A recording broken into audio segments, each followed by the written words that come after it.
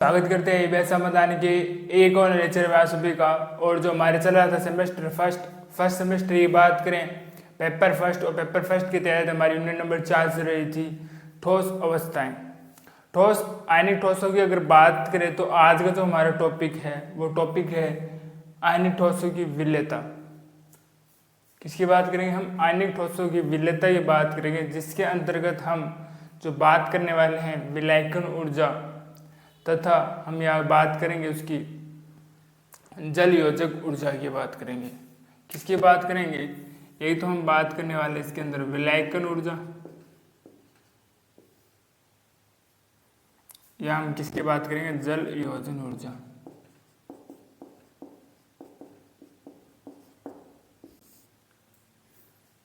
एक तो हम जल योजन ऊर्जा की बात करेंगे, एक करेंगे विलायकन ऊर्जा की बात करने वाले। जिस प्रकार से हमने देखा था जालक ऊर्जा को, जालक ऊर्जा के अंदर हमने किस प्रकार से पढ़ा था? हमने पढ़ा था कोई भी एक मोल आयनिक क्रिस्टलीय ठोस है, एक मोल आयनिक क्रिस्टलीय ठोस है, उसको मैंने कहा था जब उसको हम आयनिक गैस के अवयव आयनिक गैस में तोड़ते हैं, उसको अलग अलग इस प्रकार से, उसको तोड़ने के लिए या इन अविवेक आयनिक गैस है इनके द्वारा जब हम उसका पुनः NCl का निर्माण करते हैं, आयनिक क्रिस्टल ठोस का निर्माण करते हैं, तो ऊर्जा क्या होती है? वो होती है जालक ऊर्जा। या तो जब हम निर्माण करेंगे तो ऊर्जा हमें देनी पड़ेगी, जब टूटेगी तो उससे क्या उत्सर्जित होगी। दोनों ही ऊर्जा हमारे पास क्या कहलाने वाली है? जालक ऊर्जा कहलाने वाली है। जब कोई भी एक क्रिस्टल को मैं क्या करता हूँ? विलायकन अर्थात विलायक रूप में जल, इसको जल योजन ऊर्जा भी कहते हैं। जब इसके अंदर में जल के अंदर इसको डाला जाता है, किसको? जब भी कोई क्रिस्टलीय ठोस है, हम इस बार एक बार NCl को ले रहे हैं, जब इसको ढाला जाता है तब क्या होता है? इनके मध्य एक होगा परबल स्थिर विद्युत आकर्षण बल, परबल स्थिर वैद्युत आकर्षण बल।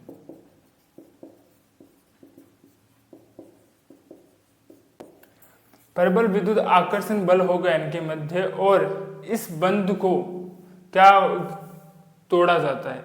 किसके द्वारा? जल के अणुओं के द्वारा।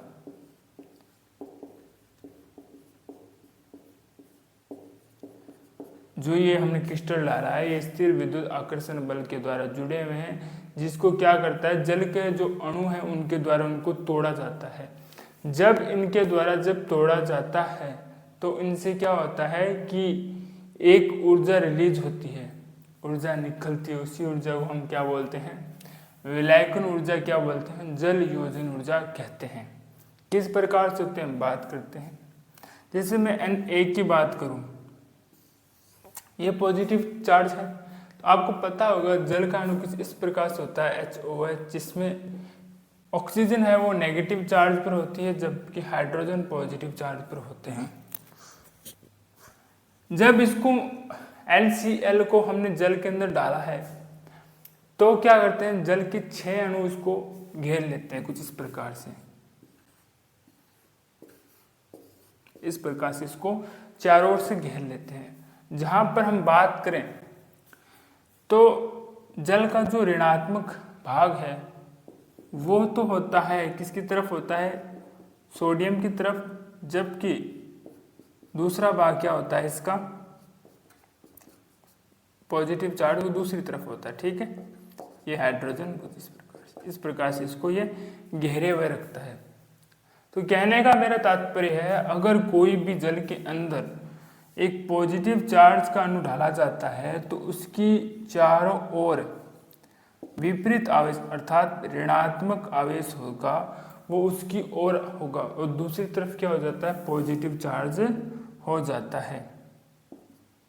इसी प्रकार जब मैं क्लोरीन की बात करता हूँ, क्लोरीन माइनस की बात करता हूँ, तो इसकी तरफ अगर मैं बात करूँ तो पॉजिटिव चार्ज इसकी तरफ होगा, मतलब हाइड्रोजन आपको देखने को मिल जाता है इस प्रकार से, इस प्रकार से, इस प्रकार से क्या देखने को मिल जाते हैं? आपको हाइड्रोजन देखने को मिल जाते हैं इस प्रकार से,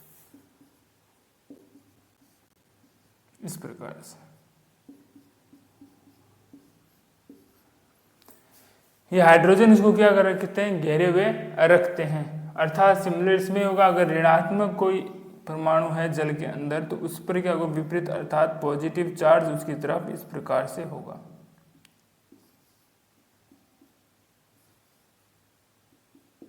ठीक है, ये एक दूसरे को अपनी ओर आकर्षित करेंगे और इसी आकर्षण के कारण क्या होगा, ऊर्जा मुक्त होगी और ऊर्जा मुक्त होने पर ऊर्जा क्या कहलाएगी, विलयन ऊर्जा या क्या कहलाती है, जल योजन ऊर्जाएं कहलाती है।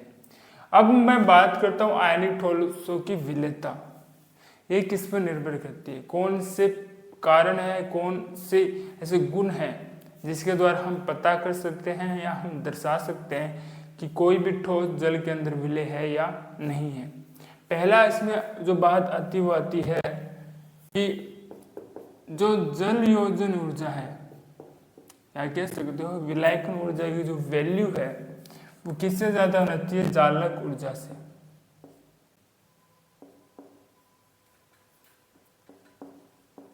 जालक ऊर्जा से जब किसी भी आप ठोस को ले रहे हो और उसको विलय कर रहे हो तो उसके अंतर्गत अगर जल योजन ऊर्जा या विलयन ऊर्जा की वैल्यू अधिक है और जालक ऊर्जा की वैल्यू कम है तो वो क्या हो जाता है, वो ठोस क्या हो जाता है, जल के अंदर विलय हो जाता है।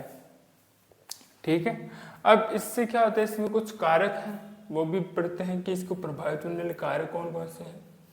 अगर मैं पहले कारक की बात करूं तो जो क्रिस्टल है उसकी जालक ऊर्जा,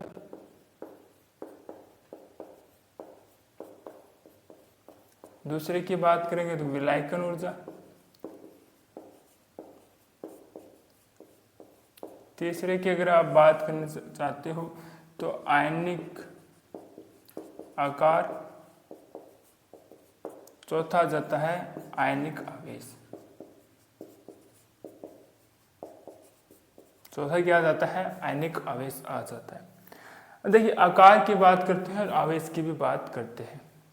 देखते हैं जो हाइड्राइड एनर्जी होती है वो होती है व्युत्क्रमण वाली किसकी होती है, आर जो पॉजिटिव धनायनिक त्रिज्या के व्युत्क्रमानुपाती होती है। और जबकि बात करें क्या होती है, आर जो ऋणायनिक त्रिज्या है उसकी समानुपाती होती है।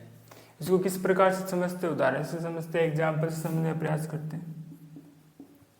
देखिए हमारे पास कुछ ऋणायनिक है, जैसे हम बात करते हैं फिर, कल, पहाड़, आई, ठीक है, ये मेरे पास कुछ हैलोजन लिए मैंने। अब देखिए मैंने इसके अनुसार क्या होता है, जैसे जैसे क्या होगा इन ऋणायनों का आकार बढ़ेगा हाइड्रोजन एनर्जी भी बढ़ती जाएगी। अगर बात करें सबसे अधिक हाइड्रोजन एनर्जी आयोडीन की, फिर ब्रोमो की, फिर क्लोरो की, फिर फ्लोरो की होती है। सबसे हाइड्रोजन एनर्जी किसकी होगी, आयोडीन की होगी, आयोडो की होगी। परंतु एक बात याद रखना, जो इलेक्ट्रिन एनर्जी है अर्थात जालक ऊर्जा की, ये आर माइनस व्युत्क्रमानुपाती होता है। जहाँ ये आयोडीन है, जो आयोडो है, उसके लिए हाइड्रोजन एनर्जी सबसे अधिक दिखाई देती है, वहीं इलेक्ट्रिन एनर्जी सबसे कम होगी। सबसे अधिक एनर्जी किसके लिए होगी, फ्लोरो के लिए होगी इलेक्ट्रिन एनर्जी अर्थात जालक ऊर्जा, और हाइड्रोजन एनर्जी इसके लिए सबसे कम होगी। ठीक है, अगर हम बात करते हैं पॉजिटिव चार्ज की बात करते हैं, देखते हैं, हम लेते हैं समूह बेटा मांगे कार स्कूटर बापराज। हम आर पॉजिटिव त्रिज्या की बात कर रहे हैं, पॉजिटिव रेडियस की बात कर रहे हैं। अब जैसे जैसे आप नीचे जाते रहते हो आकार इंक्रीज होता रहता है, आकार बढ़ता रहता है। तो जैसे मैंने कहा कि आर बढ़ता जाएगा, मतलब इसकी वैल्यू अगर इंक्रीज होती जाएगी, बढ़ती जाएगी, तो ये कम होता जाएगा। ठीक है, मतलब इसके लिए सबसे कम होगी हाइड्रोजन एनर्जी, जबकि इसके लिए सबसे ज़्यादा क्या होगी, इलेक्ट्रिक एनर्जी होगी। अगर आपको कैसे दिया जाता है, BeCl2 दिया जाता है और MgCl2 दिया जाता है। ठीक है, अगर ऐसा दिया जाता है और आपसे पूछा जाता है इन दोनों में से हाइड्रोजन एनर्जी, जल योजन ऊर्जा, जालक ऊर्जा सबसे ज़्यादा किसकी है, जल ऊर्जा या विलायक ऊर्जा किसकी ज़्यादा है। तो आप देख रहे हो कि सबसे जैसे बढ़ता जाएगा वैल्यू घटती जाएगी, सबसे अधिक किसके लिए होगा, जितना छोटा आकार उतनी अधिक एनर्जी किसकी होगी, हाइड्रोजन एनर्जी होगी, जबकि लेक्टिन एनर्जी इसकी सबसे कम होने वाली है। तो एक बार इसको पुनः देख लेते हैं। मैंने कहा बात करने वाले हम बात करेंगे फयान या फैजान रूल के बारे में बात करने वाले हैं। जो हमारा टॉपिक है वह आयनों की ध्रुवता, ध्रुवन क्षमता या ध्रुवणता देखेंगे। अब देखा होता है कि ये वाला, अब देखिए कोई जैसे तो आवेश है, जैसे मैं बात कर लेता हूँ पॉजिटिव चार्ज है, जैसे हम NCl ले रहे थे, जैसे ये पॉजिटिव चार्ज है इस पर, ठीक है। और यहाँ पर हम जैसे क्लोरीन B ले लेते हैं, कोई नेगेटिव चार्ज है, ठीक है। वो क्या करते हैं, बंध बनाने के लिए क्या होते हैं, एक दूसरे को आकर्षित करते हैं या एक दूसरे की ओर आते हैं। एक कोई पॉजिटिव चार्ज है और नेगेटिव चार्ज है, वो क्या करते हैं, बंध बनाने के लिए एक दूसरे की ओर आते हैं या पास आते हैं या एक दूसरे को आकर्षित करते हैं, आकर्षित होते हैं। जिसमें अगर मैं बात करूं, जो ऋणावेश होता है ना, जो नेगेटिव चार्ज होता है, उसका आकार होता है बड़ा, आकार क्या होता है, बड़ा। जबकि जो धनायन है उसका आकार क्या होता है, छोटा। आकार इसका बड़ा होगा, इसका आकार होता है छोटा। इन दोनों के बीच में ना, पॉजिटिव चार्ज नेगेटिव चार्ज के बीच नाभिक का प्रतिकर्षण भी बल कार्य करता है। क्या कार्य करता है, नाभिक का प्रतिकर्षण।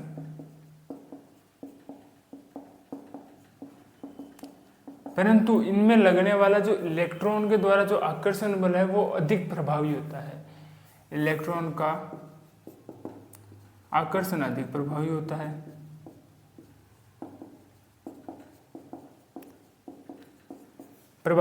जिसके कारण क्या होता है, जो पॉजिटिव चार्ज दिखाई दे रहा है, जो धनायन दिखाई दे रहा है आपको, वो क्या करता है, नेगेटिव चार्ज को अपनी ओर आकर्षित करता है। क्या करता है, आकर्षित। जब यह पॉजिटिव चार्ज धनायन ऋणायन को अपनी ओर आकर्षित करता है,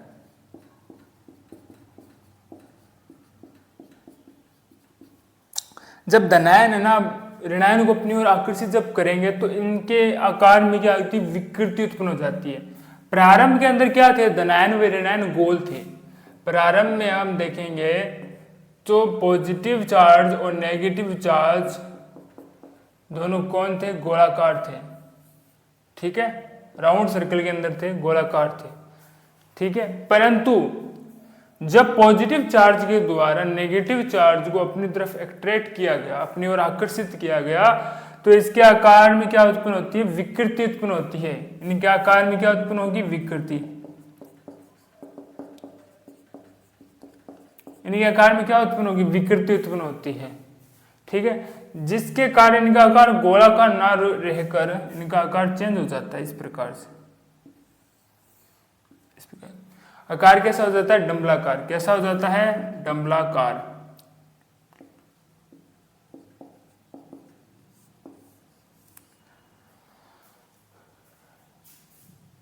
कैसा आकार हो जाता है, डंबलाकार इनका आकार हो जाता है। वैसे इनके मध्य क्या पाया जाता है, आयनिक बंध। क्या पाया जाता है, आयनिक बंध। परंतु इसमें थोड़ा बहुत है, क्या जाता है, इसमें सहसंयोजक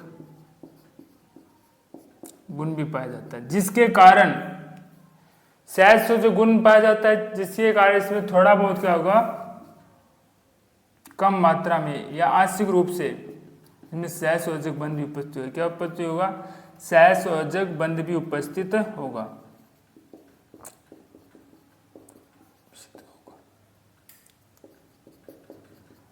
ठीक है। जब ये इलेक्ट्रॉन का इनमें घनत्व बढ़ा, यहाँ पर आएंगे तो इलेक्ट्रॉन क्या बढ़ जाएगा, घनत्व। इनकी जब साझेदारी हुई, इलेक्ट्रॉनों का घनत्व बढ़ा, इलेक्ट्रॉन घनत्व बढ़ जाने के कारण जो ये जो आयनिक बॉन्ड था, उस आयनिक बॉन्ड में क्या हो जाता है, जो कोवलेंट बंध या जो सहसंयोजक बंध है उसके गुण आ जाते हैं। ठीक है। अब इसमें देखते हैं हम ध्रुवण क्या होता है, ध्रुवण क्षमता क्या होता है, ध्रुवणीयता क्या होती है, उसकी बात करते हैं। अब जब देखिए जो पॉजिटिव चार्ज है, जो धनायन है, उस धनायन के द्वारा जो ऋणायन है उसका क्या किया जाता है, ध्रुवण किया जाता है। धनायन के द्वारा, पॉजिटिव चार्ज के द्वारा ऋणायन का जब क्या जाता है, ध्रुवण किया जाता है, उस समता को हम क्या बोलते हैं, ध्रुवण समता। और ये प्रकृति क्या कहलाती है, इनकी ध्रुवण समता करने की प्रकृति ध्रुवणता कहलाती है। लिख लेते हैं, जब धनायन के द्वारा ऋणायन का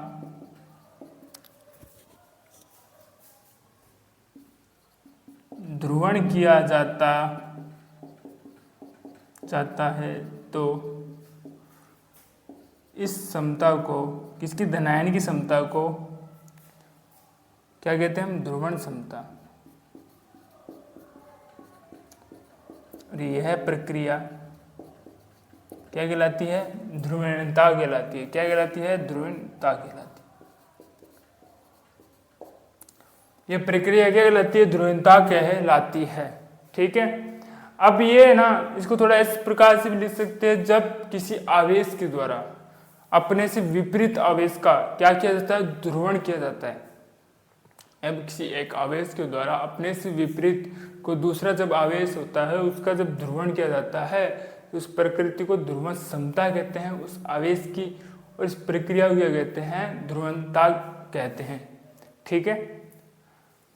अब ये तो हो गया, इसका ध्रुवण हो गया। अब इस ध्रुवण को प्रभावित करने वाले कुछ कारक भी हैं। ठीक है। कुछ है बिंदु जो क्या करते हैं, इस पर निर्भर करते हैं। उनकी अगर बात करोगे, वो है, पहला है धनायन व ऋणायन की प्रकृति।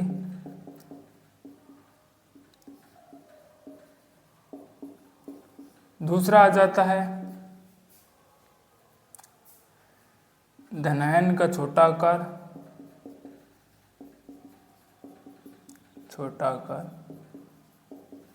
और ऋणायन पर आवेश की मात्रा, किस पर, ऋणायन। ठीक है। अब हमारे पास था फायांस। फायांस क्या कहते हैं, कोई भी जो बंध होता है वो कोई भी बंध को शुद्ध रूप से नहीं होता है। मतलब कोई बंध होगा पूर्ण रूप से ना तो आयनिक होगा ना सहसंयोजक होगा। उस बंध के अंतर्गत या तो आंशिक रूप से आपको क्या मिलेगा, सहसंयोजक बंध की प्रकृति मिलेगी, या क्या बोलेगी, आयनिक बंध की प्रकृति मिलने वाली है। ठीक है। इस आधार पर उसने क्या कहा कि कुछ उसको प्रभावित करने वाले फैक्टर हैं, कारक हैं। उन कारकों को हम क्या कहते हैं, फायांस लॉ या फैजान लॉ कहते हैं। फायांस नियम या फैजान लॉ कहते हैं। ठीक है। इसने क्या कहा, लिख लेते हैं, कोई भी बंध विशुद्ध नहीं होता है, या इसको कह सकते हो शुद्ध नहीं होता है, क्योंकि इसमें या उसमें आंशिक सहसंयोजक बंध के गुण या आंशिक आयनिक बंध के गुण होंगे। या तो उसमें आयनिक बंध है तो उसमें सहसंयोजक गुण होंगे आंशिक, या सहसंयोजक बंध है तो उसमें आयनिक गुण होने वाले हैं। अब प्रभावित करने वाले उसके कुछ फैक्टर थे। पहला आ जाता है धनायन व ऋणायन की प्रकृति किस प्रकार से थी। फिर हम बात करते हैं इसके अंदर धनायनों का आकार। ठीक है। धनायनों का आकार या आवेश की मात्रा की बात करते हैं। अब जब हम आवेश की जब मात्रा की बात करते हैं, जैसे ये देखो इसमें मैं दिया गया आवेश की मात्रा को अगर देखें कारक रूप में, आवेश की मात्रा। अब देखिए जैसे जैसे आवेश की मात्रा इसमें बढ़ती जा रही है वैसे वैसे क्या होगी, ध्रुवण क्षमता भी बढ़ रही है। क्या बढ़ रही है, इसकी ध्रुवण क्षमता भी बढ़ रही है।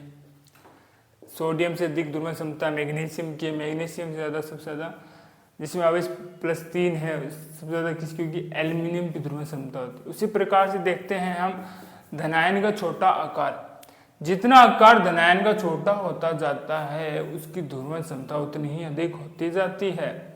इसी कारण से सबसे अधिक रेडियम की सबसे कम होती है ध्रुवण क्षमता, वही बेरेनियम की सबसे अधिक ध्रुवण क्षमता होती है, जहाँ ये उसका क्या होता है, घटने वाला क्रम है ना।